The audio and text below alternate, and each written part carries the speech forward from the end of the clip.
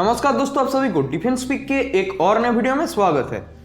तो दोस्तों, Indian navy की तरफ से एवैक्स के ऊपर एक अपडेट सामने आया है, जिसमें इंडियन नेवी एक बार फिर से विचार कर रहा है अपने एवैक्स के प्रोक्योरमेंट के ऊपर डिग बेस्ड या फिर शोर बेस्ड ऑपरेशंस के लिए। तो अगर फिलहाल रिक्वायरमेंट्स की बात करें तो नेवी का नीड इस टाइम पे 6 एवैक्स की है और नेवी इस रिक्वायरमेंट को फिल करने के लिए E2 हॉकाई को देख रहा है।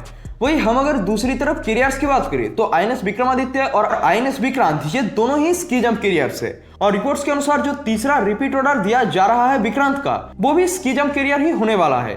तो प्रॉब्लम भी यहाँ से ही क्रिएट होता है, क्योंकि आप अगर E2C या D जैसे एयरक्राफ्ट को देखें तो ये काफी बड़े एयरक्राफ्ट हैं, तो ये हमारे कैरियर्स में बहुत ही ज्यादा स्पेस को एक्वायर कर लेगा। और दूसरी सबसे मेन पॉइंट, इंडियन नेवी के कैरियर्स के स्की जंप टेक्निक की वजह से ये एयरक्राफ्ट टेक ऑफ नहीं कर पाएगा। यही प्रॉब्लम इंडियन नेवी पहले भी फेस कर चुका है। इंडियन नेवी आज से 18 इयर्स पहले 6 E2C को प्रोक्योर करना चाहता था और तब नॉर्थरॉप ग्रुमन की तरफ से एक इंडिया स्पेसिफिक E2 का भी बात इंडियन नेवी के सामने रखा गया था, मगर इन प्रॉब्लम्स की वजह से इंडियन नेवी इस प्रोग्राम को ड्रॉप कर दिया था। मगर अब इंडियन नेवी एक बार फिर से इस एक्विजिशन प्रोसेस को रिवाइव करना चाहता है, जिसमें एक तो E2D और DRDO के नेत्र मार्क 2 इंडियन नेवी देख रहा है। और नेवी का इस बार कहना है कि नेवी इन एवैक्स को एयरक्राफ्ट कैरियर से नहीं बल्कि शोर बेस्ड जो एयर बेस्ड है उनसे ऑपरेट करेगा। और अगर नेवी ऐसा कुछ प्लान कर रहा है तो नेवी इन एयरक्राफ्ट के कई सारे पैरामीटर्स को लैक करेगा और जहां से ही एक पॉसिबिलिटी क्रिएट होता है देसी एवैक्स के ऊपर। फ्रेंड्स, कल मैं ट्विटर पे एक क्वेश्चन को देख रहा था जिसमें मेरे कुछ भाइयों की तरफ से ये क्वेश्चन पूछा गया था कि क्या हम हमारे सारस मार्क 2 एयरक्राफ्ट के ऊपर नेत्रों को माउंट करके डिग बेस्ड ऑपरेशंस के लिए रेडी नहीं कर सकते। तो आज हम इसी चीज के पॉसिबिलिटी के ऊपर बात करेंगे। देखिए, अगर नेत्र एवैक्स की बात करें तो ये पूरी तरीके से इंडिया में ही डेवलप्ड किया गया है, तो इसका पूरा टेक्नोलॉजी DRDO के पास मौजूद है। तो एवैक्स के ऊपर तो कोई प्रॉब्लम नहीं आएगा, मगर एक एवैक्स बनता है कई सारे सेंसर्स और रडार्स को एक एयरक्राफ्ट पे माउंट करके।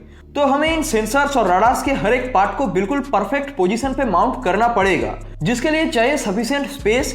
इसके अलावा जो एक और प्रॉब्लम क्रिएट हो सकता है वो है एयरक्राफ्ट का इंजन, क्योंकि इंजन ही इस पूरे एयरक्राफ्ट का वो पार्ट होता है जो इन सारे सिस्टम्स को पावर प्रोवाइड करेगा।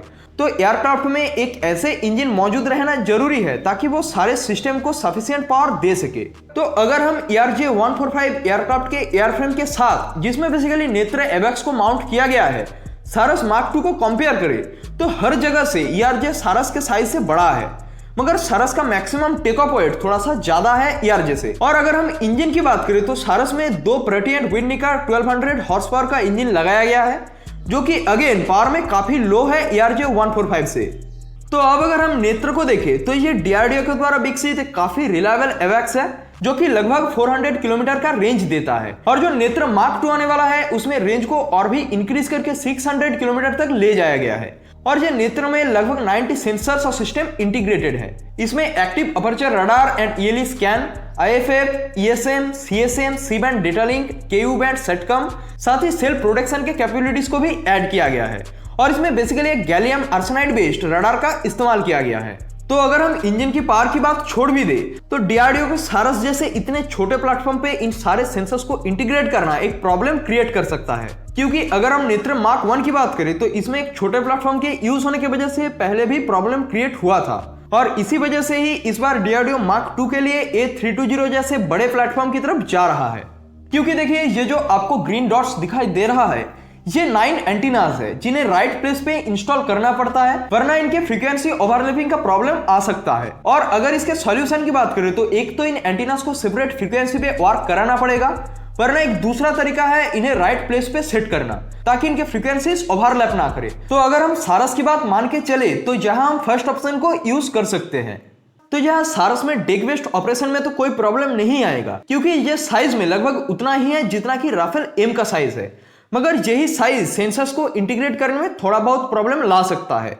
और अगर DRDO इस प्रॉब्लम को भी मैनेज कर लेता है तब एक और प्रॉब्लम आएगा इसके इंजन के ऊपर। तो अगर हम इन फ्यूचर सारस के एक टर्बोजेट इंजन वेरिएंट के ऊपर काम करें तब इसके ऊपर पॉसिबिलिटी बन सकता है, क्योंकि अभी इसका इंजन सफिशिएंट नहीं है नेत्र के लिए और इसमें हम ड्राई कबरी का यूज कर सकते हैं। उम्मीद है ये टॉपिक आपके सामने क्लियर है। तो इस वीडियो को हम यहीं पे खत्म करते हैं। अगर वीडियो पसंद आए तो लाइक और चैनल को सब्सक्राइब करें, साथ ही कमेंट बॉक्स में जय हिंद जरूर लिखें। स्वस्थ रहिए, जय हिंद।